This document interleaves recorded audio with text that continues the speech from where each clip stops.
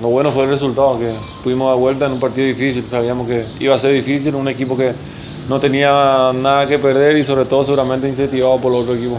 Se viene Guaraní, Víctor, un rival más que difícil.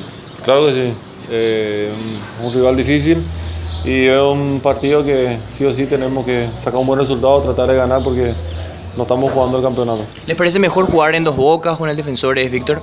No, yo creo que no.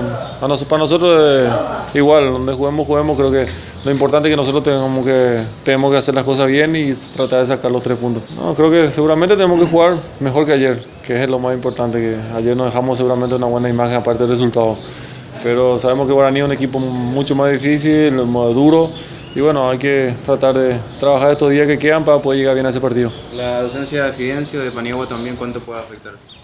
Y sí, creo que son dos jugadores fundamentales para nosotros, pero creo que hay jugadores que le van a poder reemplazar muy bien y vamos a ver qué pasa.